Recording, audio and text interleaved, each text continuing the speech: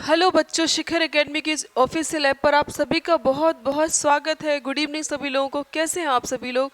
बहुत बढ़िया होंगे। देखिए, हमारा जो टॉपिक चल रहा था, हमने अभी तक डाइजेस्टिव सिस्टम कंप्लीट कर लिया था, यानी कि पाचन तंत्र हमारा कंप्लीट हो चुका था। और आज हम पढ़ने वाले हैं बहुत ही इम्पोर्टेंट चैप्टर है जिसका नाम है सेल, यानी कि कोशिका। देखो, यहाँ पर हम समझते सेल क्या होती है। सेल असल में क्या होती है उसको समझने से पहले हम थोड़ा यहाँ समझते हैं। सेल कोशिकाएं, कोशिकाएं मिलती हैं तो किसका निर्माण करती हैं? टिश्यू यानी कि ऊतक का निर्माण करती हैं। ऊतक मिलकर किसका निर्माण करते हैं? ऑर्गन। ऑर्गन को हम कहते हैं अंग कहते हैं। और ऑर्गन मिलकर ऑर्गन सिस्टम का निर्माण करते हैं, जिसे बोलते हैं ऑर्गन सिस्टम कहते हैं, अर्थात अंग तंत्र कहते हैं। और ऑर्गन सिस्टम मिलकर आपकी किसका निर्माण करते हैं? हमारी बॉडी का निर्माण करते हैं। किसका निर्माण करते हैं? बॉडी का निर्माण करते हैं। तो हम यहाँ पे क्या देख रहे हैं? हम देख रहे हैं सबसे नीचे कौन दिखाई दे रहा है? सेल। क्या दिख रहा है हमको? सबसे नीचे सेल दिख रहा है, कोशिका दिखाई दे रहा है। तो हम क्या बोलेंगे? कोशिका जीवन की सबसे छोटी संरचनात्मक और कार्यात्मक इकाई होती है। क्या बोलेंगे? कोशिका जीवन की सबसे छोटी संरचनात्मक और कार्यात्मक इकाई होती है। तो मैं यहाँ पर डेफिनेशन लिख देती हूँ।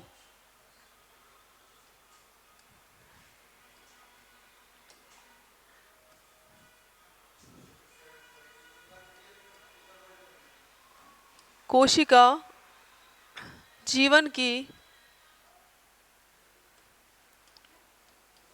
सबसे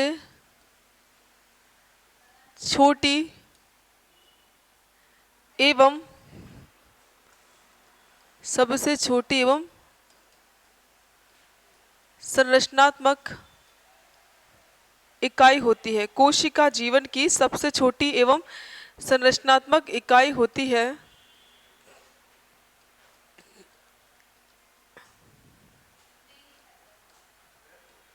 हम क्या कहेंगे definition? Cell is the basic structural and functional unit of life. English में हम क्या बोलेंगे? Cell is the basic structural and functional unit of life. Cell is the basic structural and functional unit of life, अर्थात कोशिका जीवन की सबसे छोटी संरचनात्मक और कार्यात्मक इकाई होती है। ये हमने समझा, इसके माध्यम से आपको समझ में आया होगा। अगली बात हम क्या देखते हैं? हम देखते हैं इसके संबंध में कुछ बातें, जैसे कि कोशिका की खोज किसने की, कोशिका का अध्ययन क्या कहलाता है। तो पहले हम देखते हैं कोशिका का अध्ययन।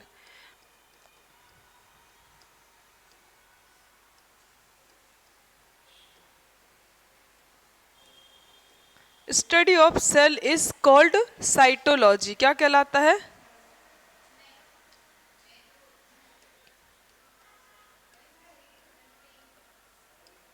कोशिका का अध्ययन क्या कहलाता है? साइटोलॉजी कहलाता है। अगली बात हम देखते हैं साइटोलॉजी। साइटोलॉजी के पिता यानी कि फादर कौन कहलाते हैं? तो ये है एंटोनी वॉन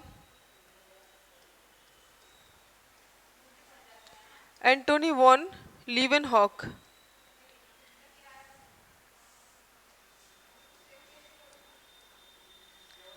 एंटोनी वॉन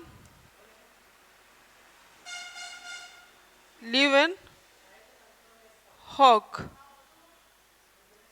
क्या हमने कहा? कोशिका का अध्ययन, study of cell is called cytology and father of cytology is Antonie van Leeuwenhoek. अर्थात जो कोशिका विज्ञान है उसके पिता कौन कहलाते हैं? एंटोनी वॉन लीवेनहॉक कहलाते हैं। आगे हम समझते हैं कि सबसे पहली बार कोशिका को किसने देखा था। सबसे पहली बार कोशिका को किसने देखा था? तो सर्वप्रथम कोशिका की खोज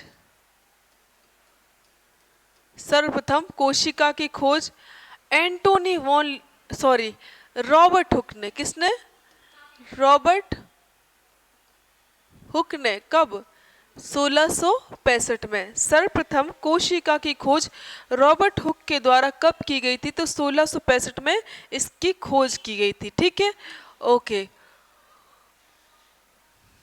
अब आपको पता है, अगर पूछेगा आपसे, मैंने यहाँ थोड़ा सा मिस्टेक कर दिया है, father of cytology is Robert hook.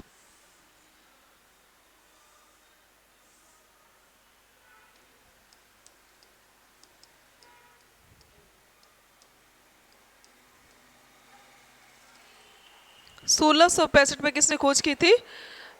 Robert Hooke ने खोज की थी, और इस कारण से इनको ही क्या कहा जाता है?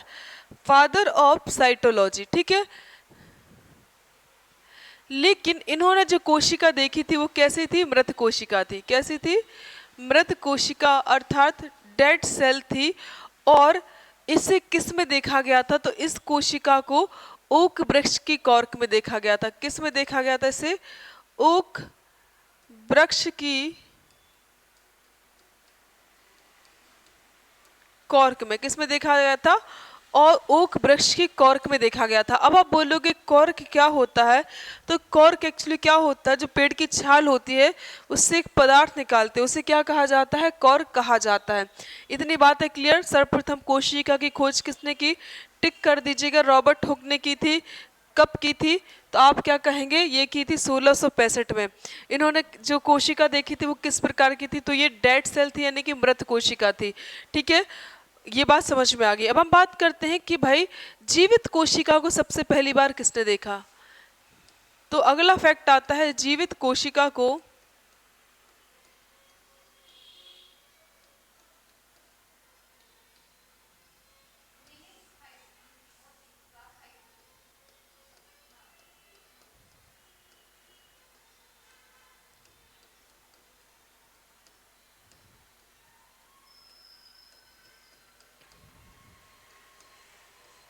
जीवित कोशिका को सर्वप्रथम एंटोनी वॉन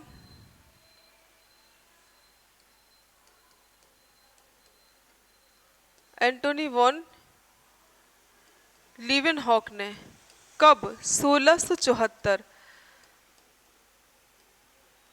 1674 में। क्या बोलेंगे हम? जीवित कोशिका को सबसे पहली बार एंटोनी वॉन लीवेनहॉक ने देखा था। कब देखा था? 1674 में देखा गया था।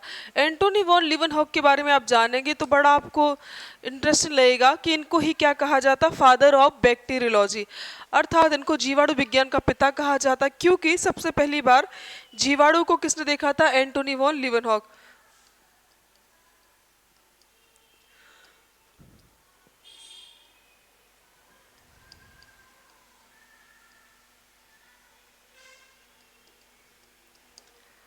फादर ऑफ बैक्टीरियोलॉजी, अर्थात जीवाणु विज्ञान के पिता। जीवाणु विज्ञान के पिता ये कौन कहलाते हैं? हमारे एंटोनी वॉन लीवेनहॉक कहलाते हैं। एंटोनी वॉन लीवेनहॉक ने क्या क्या काम किया? तो सबसे पहला तो आप याद रखेगा, इन्होंने आरबीसी की खोज की। किसकी खोज की थी? आरबीसी की खोज। इसके अलावा इन्होंने क्या काम किया? तो इन्होंने दूसरा काम किया, स्पर्म की खोज।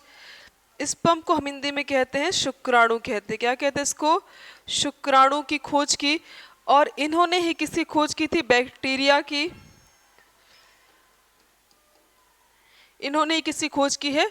बैक्टीरिया की खोज की। और इन्होंने ही किसकी खोज की है? तो इन्होंने प्रोटोजोआ की खोज भी की।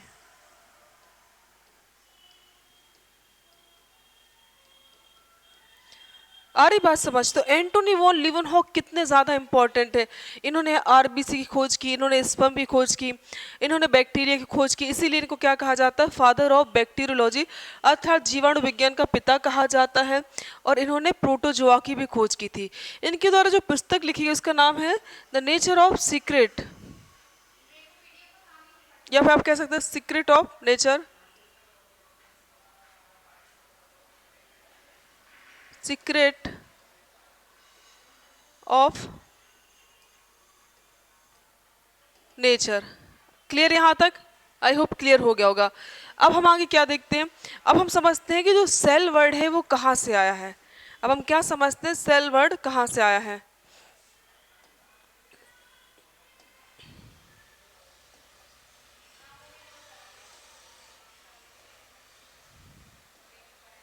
अगला हम देखते हैं ये शब्द कहाँ से आया।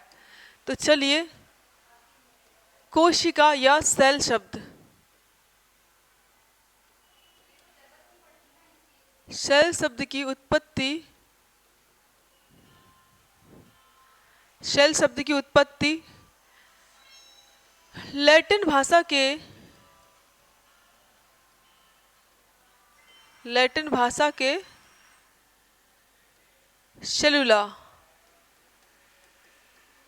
लैटिन भाषा के सेलुला से हुई। कहाँ से हुई है? लैटिन भाषा के सेलुला से हुई, जिसका अर्थ क्या होता है? स्मॉल रूम, यानी कि छोटा कमरा।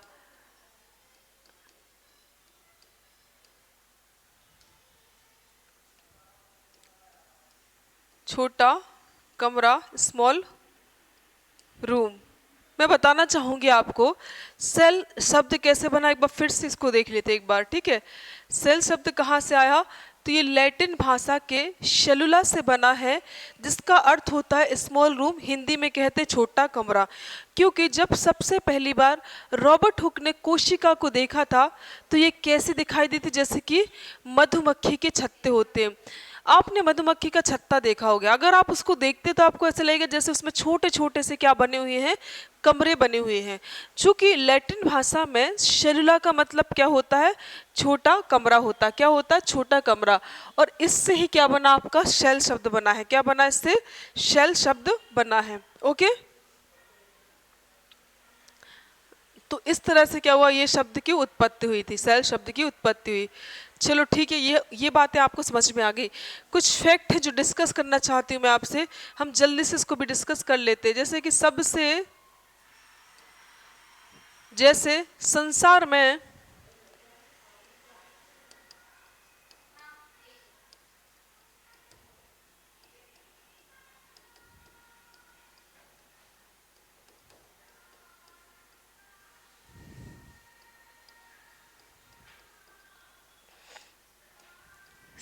में सबसे छोटी कोशिका ये कौन सी है? माइकोप्लाज्म।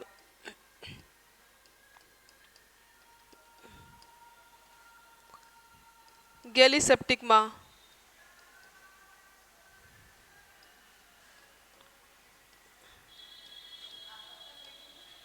सबसे छोटी कोशिका है माइकोप्लाज्म गैलीसेप्टिकमा। हम बात करते हैं इंग्लिश में, हम कहेंगे largest cell in the world is mycoplasma gallisepticum. ठीक है, हम बात करते हैं संसार में सबसे छोटी कोशिका।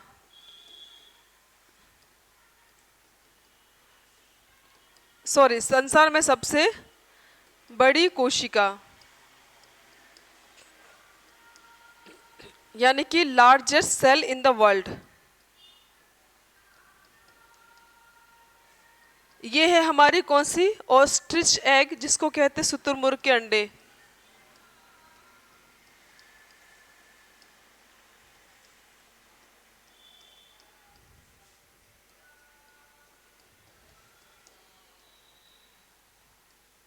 Ostrich egg. आ रही बात समझ में? संसार में सबसे छोटी कोशिका माइकोप्लाज्म गैलीसेप्टिकमा, संसार में सबसे बड़ी कोशिका शुतुरमुर्ग के अंडे की होती है। ठीक है, जिसे बोलते हैं ऑस्ट्रिच एग कहा जाता है। ओके, अब अगला हम देखते हैं किसे? मानव शरीर में। अब हम किस में देखते हैं? मानव शरीर में। तो चलो एक हम क्या करते हैं? मानव बना लेते। क्या बना लेते? ये मानव। ये उसकी आंखें हैं। आंखें तो वैसे काली होनी चाहिए, लेकिन चलो कोई बात नहीं, हम सब कुछ लाल ही लाल बना लेते हैं।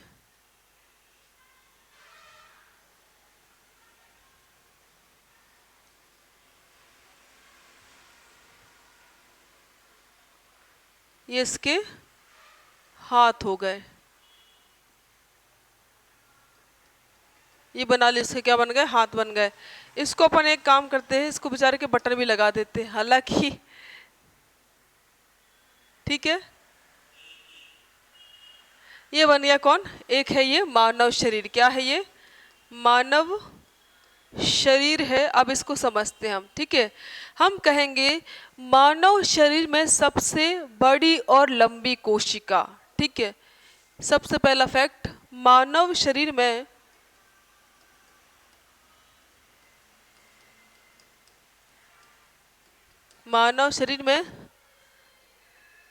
सबसे बड़ी और लंबी कोशिका।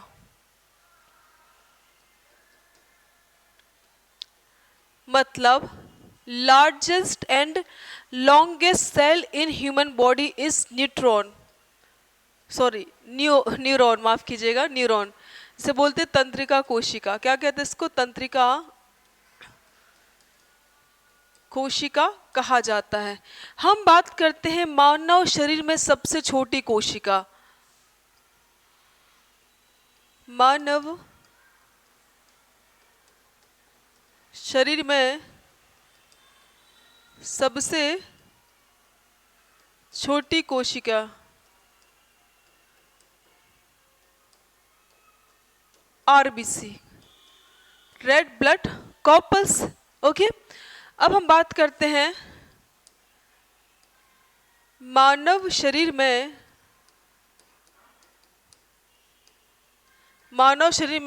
सबसे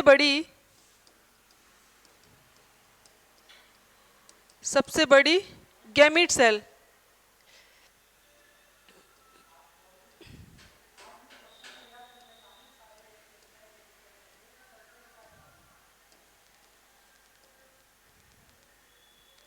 मानव शरीर में सबसे बड़ी गैमिट सेल को बोलती है युग्मनस कोशिका।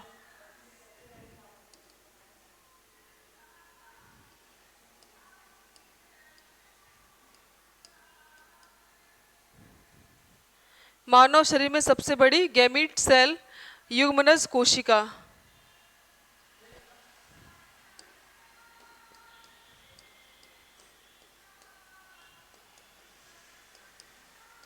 ये होती है ओवम।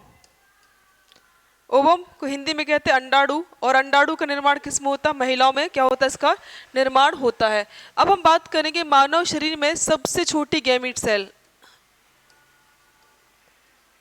मानव शरीर में सबसे छोटी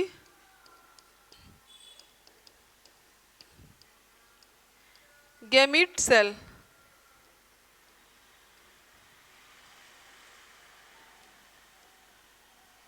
स्पर्म, शुक्राणु। और जैसा कि हम सभी लोग जानते हैं शुक्राणु किसमें बनते हैं? पुरुषों में। ठीक है, तो ये फैक्ट ही हमको क्या करने, लाइन से याद करने हैं। ओके, चलो मैं फटाफट से एक बार रिकॉल करा देते हैं, फिर हम क्या करते हैं, इसको आगे कंटिन्यूस करते हैं। ओके,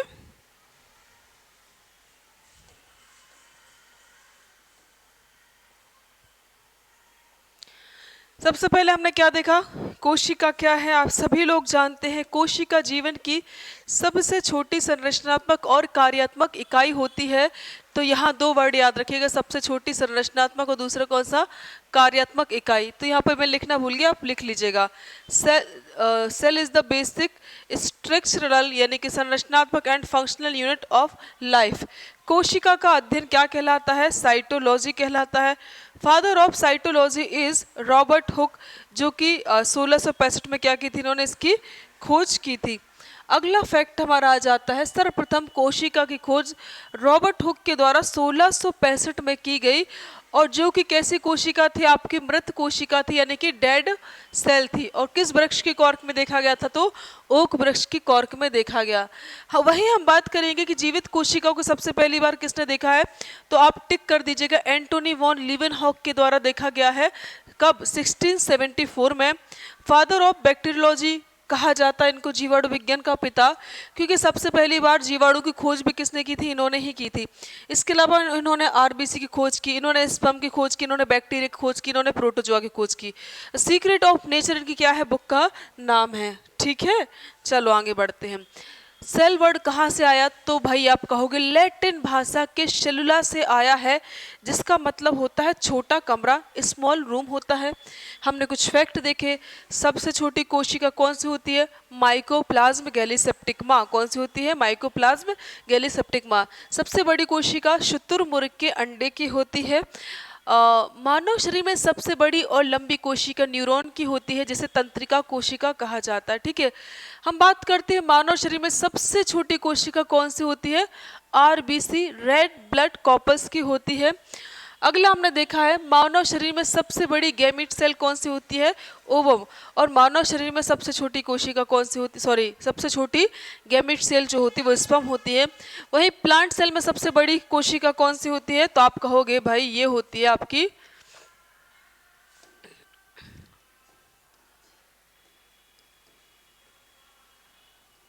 प्लांट सेल में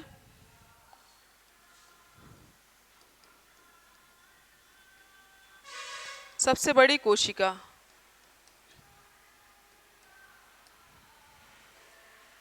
रेमे के रेशे,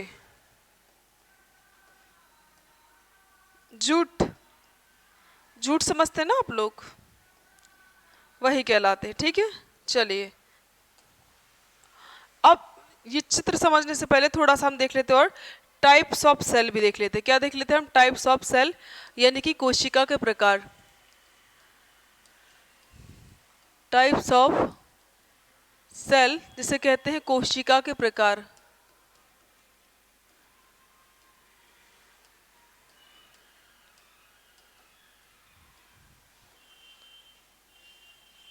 एक होता आपकी प्रोकैरियोटिक कोशिका और दूसरी होती है आपकी यूकैरियोटिक कोशिका।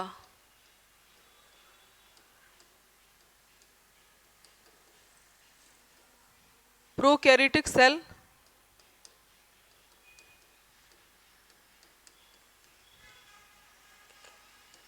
प्रोकैरियोटिक कोशिका, और भाई दूसरी कौन सी होती है हमारी यूकैरियोटिक कोशिका।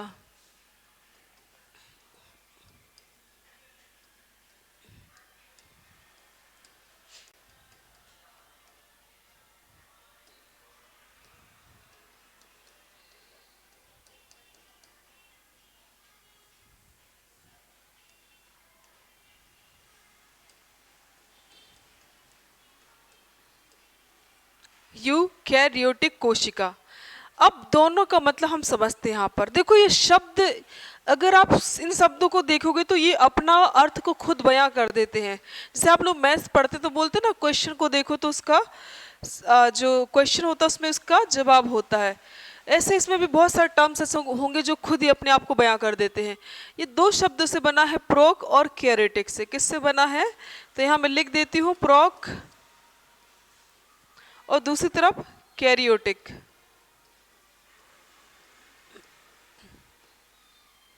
प्रोक मतलब होता है प्रिमिटिव, इसको हिंदी में कहते हैं प्रारंभिक। और कैरियोटिक मतलब होता है न्यूक्लियस, इसे कहते हैं केंद्रक, कहते हैं केंद्रक। अर्थात ऐसी कोशिका जिसमें केंद्रक कैसा होता है, प्राइमरी स्टेज में होता है यानी कि विकसित नहीं होता है, उसे क्या कहते हैं, प्रोकैरियोटिक कोशिका। जिसमें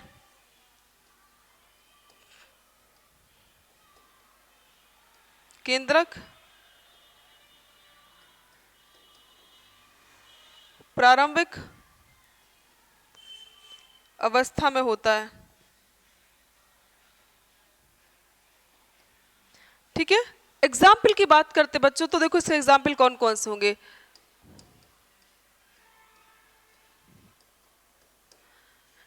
ब्लू ग्रीन एल्गी,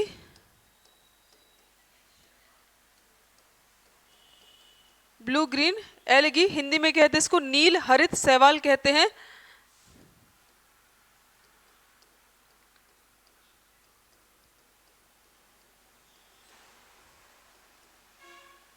और दूसरा आपका कौन सा है, बैक्टीरिया, जीवाणु। एक कोशिकीय होता बैक्टीरिया है ना, जीवाणु जो होते हैं वो कैसे होते हैं, एक कोशिकीय होते हैं। और ये किसका उदाहरण है, तो आपका प्रोकैरियोटिक कोशिका का एग्जाम्पल होते हैं आपके बैक्टीरिया। यहाँ तक आई होप क्लियर। प्रोकैरियोटिक कोशिका दो शब्दों से बना है, प्रोक और कैरियोटिक से। प्रोक मतलब होता प्रिमिटिव होता है और कैरियोटिक मतलब होता न्यूक्लियस यानी केंद्रक। अर्थात ऐसी कोशिका जिसमें केंद्रक कैसा होता है, प्राइमरी स्टेज में होता है, उसे कहते हैं प्रोकैरियोटिक कोशिका। एग्जाम्पल ब्लू ग्रीन एल्गी जिसे बोलते हैं नील हरित शैवाल, और दूसरा होता है बैक्टीरिया जिसे हम कहते हैं जीवाणु। राइट, फिर हमने देखा कौन सा, यूकैरियोटिक कोशिका। मतलब अब हम इसको समझ लेते हैं, ये भी दो शब्दों से बना है एज इट इज। कितने शब्दों से बना है? 2 शब्दों से बना है, यू और कैरेटिक।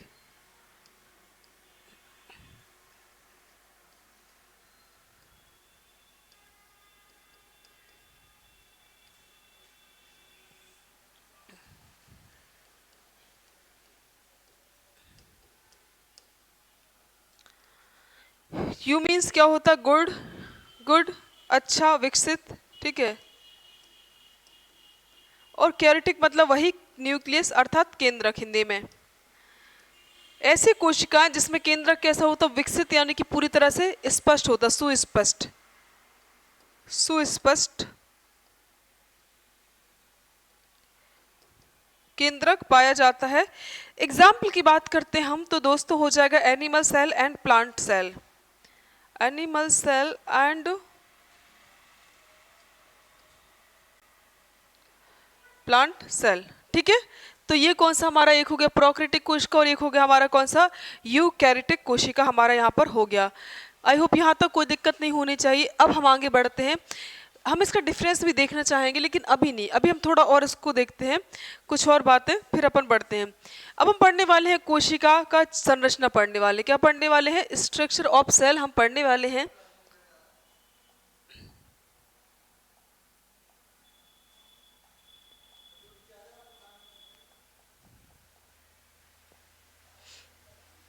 अब हम क्या पढ़ने वाले हैं? कोशिका की संरचना हम लोग पढ़ने वाले हैं, स्ट्रक्चर ऑफ सेल। तो यहाँ पर मैं हेडिंग बना देती हूँ, कोशिका की संरचना।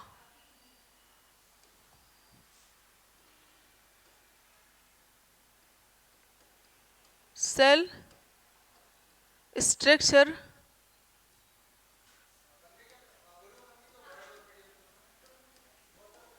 कोशिका संरचना। सेल स्ट्रक्चर हम पढ़ने वाले हैं, इसको देखो हम ऐसे नहीं पढ़ेंगे जैसे पढ़ते जनरली लोग। हम इसको क्या करेंगे? 4 भागों में डिवाइड करेंगे। कितने पार्ट्स में डिवाइड करने वाले हैं हम लोग? इसे 4 भागों में डिवाइड करने वाले हैं। कौन कौन से? पहला जो हम करेंगे, इसको क्या करते हैं, एक तरफ हम लिखते हैं पहला पॉइंट में सेल वॉल, हिंदी में कहते हैं कोशिका भित्ति, पढ़ लेंगे आगे देख लेंगे, ठीक है। और सेल मेम्ब्रेन, सेल मेम्ब्रेन को हिंदी में कहते हैं कोशिका झिल्ली कहते हैं। सेकंड हम बच्चों क्या ले लेते हैं? सेकंड अपन ले लेते हैं इसमें से कौन सा? केंद्रक, जिसे बोलते हैं न्यूक्लियस।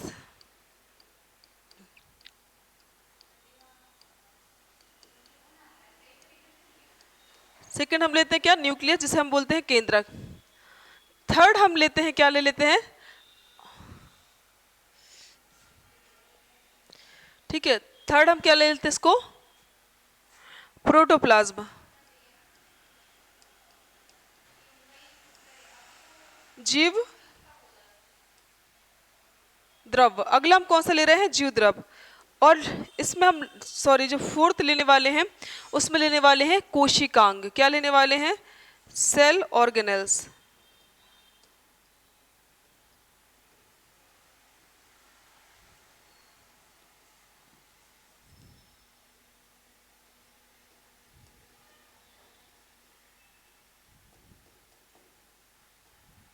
कोशिकांग, सेल ऑर्गेनेल्स, जैसे कि हम पढ़ेंगे जितने भी कोशिका के अंदर mitochondria, ribosome, endoplasmic reticulum, chloroplast, mitochondria, Golgi काय, ये सब चीजें हमें जो दिखाई दे रही है, कोशिका के भीतर जितने भी अंग पाए जाते हैं उसे क्या कहते हैं?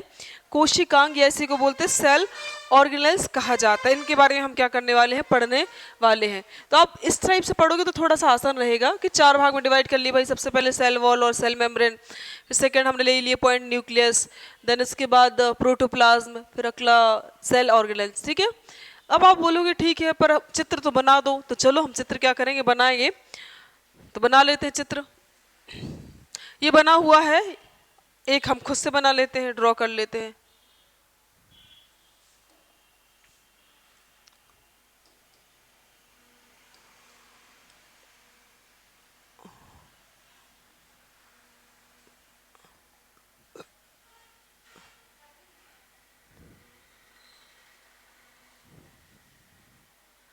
चलो ठीक है, अब हम बनाते हैं यहाँ पे स्ट्रक्चर बनाते हैं, सेल स्ट्रक्चर। तो बहुत आसान है, देखो।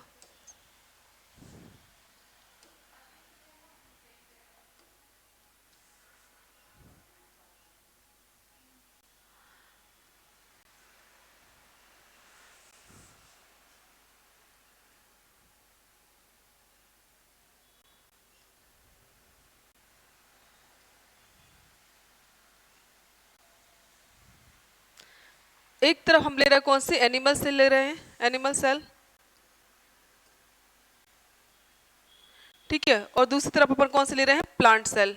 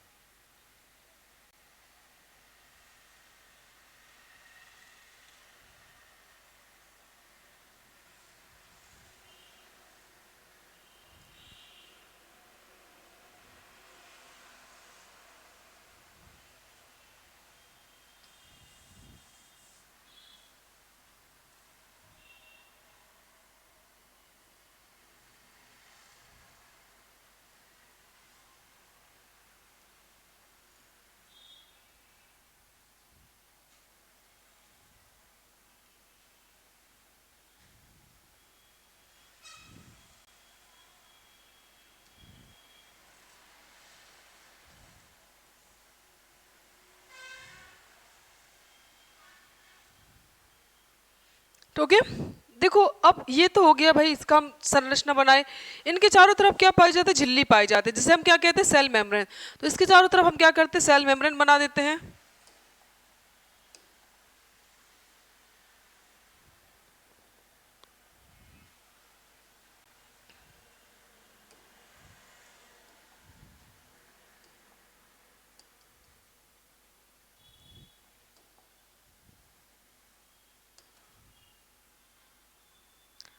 जो लाल लाल रंग से बना रहा है हम उसे सेल मेम्ब्रेन, या इसी को हिंदी में कहेंगे कोशिका झिल्ली, ठीक है।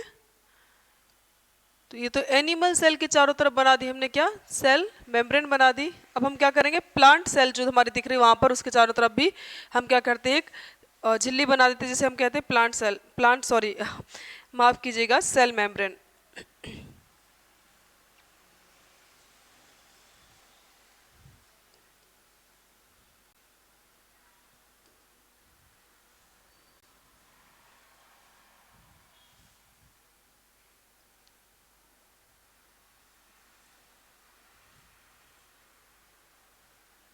ओके, अब ये तो क्या होगा, इसके चारों तरफ सेल मेम्ब्रेन हो गई, दोनों के चारों तरफ क्या पाई जाती, सेल मेम्ब्रेन पाई जाती। तो चलो मैं यहाँ पे लिख देती हूँ क्या, सेल मेम्ब्रेन। ये ऐसी संरचना है जो दोनों में होती है, सेल मेम्ब्रेन कोशिका झिल्ली।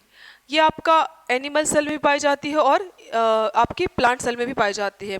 अब चूंकि जो प्लांट सेल होते हैं उसके चारों तरफ पाई जाती है सेल वॉल, जिसे कहते हैं कोशिका भित्ति कहा जाता है। तो इसके चारों तरफ हम क्या बनाते हैं, कोशिका भित्ति बनाते हैं। अब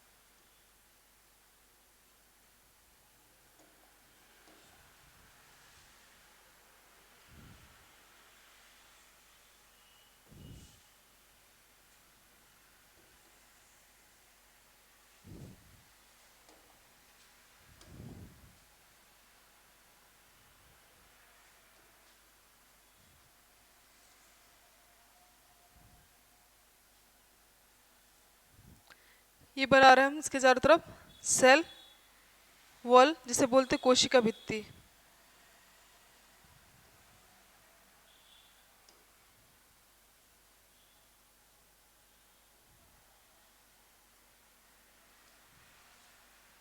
बिल्कुल बन गई क्या, सेल वॉल बन गई। लेकिन सेल वॉल जो होती है वो ऐसी संरचना होती है जो सिर्फ किस में पाई जाती है, वो सिर्फ पाई जाती है आपके प्लांट सेल में। यह है सेल वॉल, जिसे हिंदी में कहते हैं कोशिका भित्ति कहा जाता, परंतु ये सिर्फ किस में पाई जाती है, आपके प्लांट सेल में पाई जाती है, एनिमल सेल में ये नहीं पाई जाती है।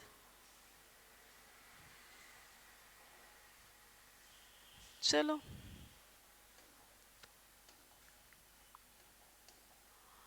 हाँ, अब यहाँ पे क्या पाया जाता है, न्यूक्लियस। इसके भीतर क्या होता है, न्यूक्लियस होता है, जिसे बोलते हैं केंद्रक।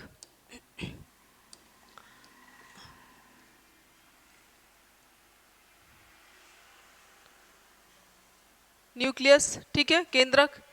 इसके चारों तरफ भी क्या होता है, इसमें के मध्य में क्या होता है, एनिमल सेल में मध्य में होता है, जबकि उसमें मध्य में नहीं होता है, ठीक है। तो ये क्या हो गया आपका सेल, सॉरी न्यूक्लियस हो गया। इसके भीतर ही क्या पाई जाती है, आपकी केंद्रिका पाई जाती है, जिसे बोलते हैं न्यूक्लियोलस कहते हैं। क्या बोलते हैं, न्यूक्लियोलस। और यहीं पर पाई जाती क्या, धागे नुमा संरचनाएं पाई जाती है, जिन्हें क्या कहा जाता है, जिनको हम कहते हैं, जिनको इस टाइप की धागे नुमा संरचना पाई जाती है इसके भीतर, जिनको कहा जाता है क्रोमेटिन जाल कहा जाता है। क्या कहते हैं, क्रोमेटिन जाल कहते हैं। तो ये न्यूक्लियस के सन के मध्य में है, यहाँ पर मैं लिख देती हूँ न्यूक्लियस दोनों में उपस्थित है, आपका एनिमल सेल में भी और प्लांट सेल में भी, बिल्कुल। अब जो प्लांट सेल होती है उसमें क्या पाई जाती है, इसमें माइटोकॉन्ड्रिया पाई जाती है, और आपका एनिमल सेल जो होता है उसमें भी क्या होती है, माइटोकॉन्ड्रिया पाई जाती है। तो ये दोनों में उपस्थित होने वाली संरचना है। तो यहाँ पर हम बनाते हैं क्या, माइटोकॉन्ड्रिया बनाते हैं, और ये दोनों में पाई जाती है, आपके एनिमल सेल में भी होती है, प्लांट सेल में भी होती है। यहाँ पर मैं लिख देती हूँ माइटोकॉन्ड्रिया।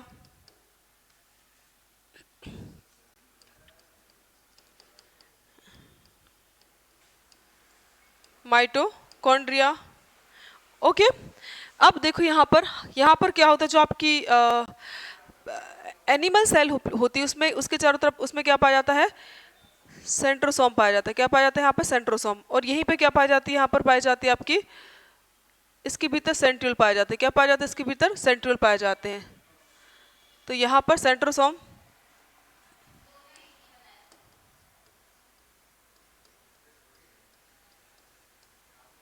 हिंदी में तारक काय कहते हैं इसको। और इनके भीतर जो पाए जाते हैं, दो पिंड पाए जाते हैं, तो टू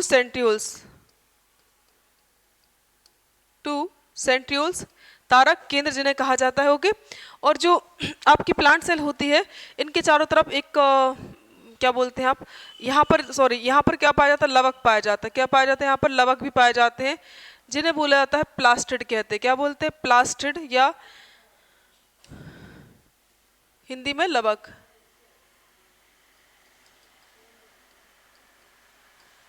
लवक कहते हैं, ठीक है। जबकि आपके जो एनिमल सेल होते हैं उसमें लवक नहीं पाए जाते। प्लस यहाँ पर रिक्तिकाएं भी पाई जाती हैं। क्या पाई जाती है यहाँ पर, रिक्तिकाएं।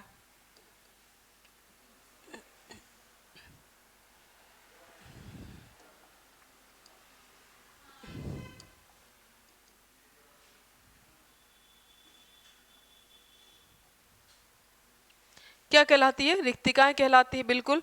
और यहीं पे इनमें क्या पाया जाता है, यहाँ पर एंडोप्लाज्मिक रेटिकुलम होता है। क्या होता है, यहाँ पर केंद्रक से चिपका हुआ एक संरचना पाई जाती है, जिसे बोलते हैं कुछ इस प्रकार की, इसे एंडोप्लाज्मिक रेटिकुलम कहा जाता है।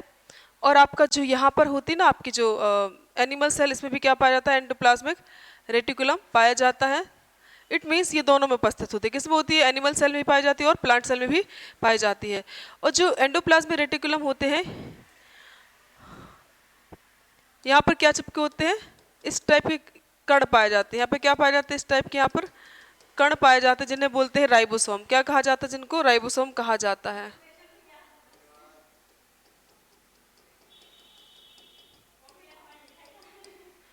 ठीक है।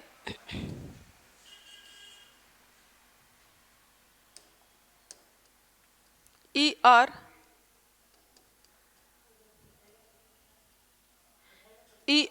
यानी कि एंडोप्लाज्मिक रेटिकुलम, अंतःप्रद्रवी जालिका जिसे कहते हैं।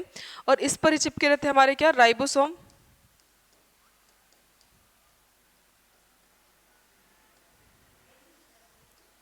क्या चिपके रहते हैं इस पर, राइबोसोम चिपके रहते हैं, ठीक है।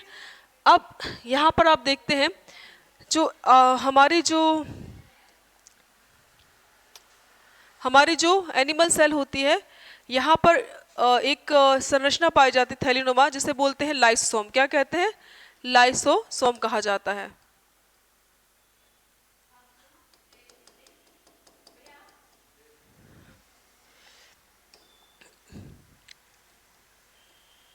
लाइसोसोम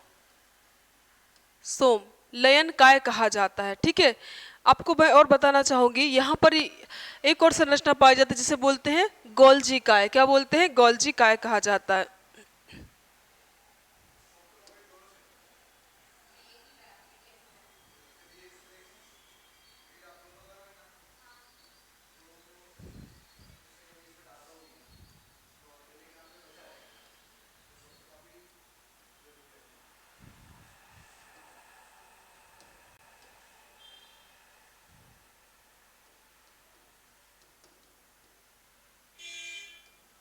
गोल्जी बॉडी कहा जाता है। ठीक है, और यहाँ पर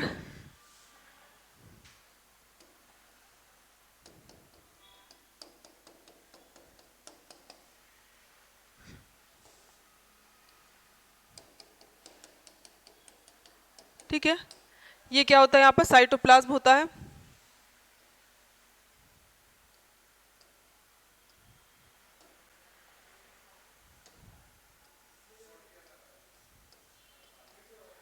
साइटोप्लाज्म, ये चित्र आप बना लीजिएगा और इसको फिर हम कंटिन्यू कल क्या करेंगे समझेंगे। ये हमारी एनिमल सेल है और वो हमारी है प्लांट सेल। ये हमारी प्लांट सेल है। ओके, चलेगा। तो इसको आप एक बार डायग्राम बना के देख लीजिएगा, फिर इसको हम कंटिन्यू कल करेंगे। तो चलो फिर मैं आज क्लास को ये रोकते हैं, कल अपन मिलेंगे। तब तक के लिए आप ख्याल रखें अपना, स्वस्थ रहिए, खुश रहिए, मुस्कुराते रहिए सभी लोग। जय हिंद, जय भारत।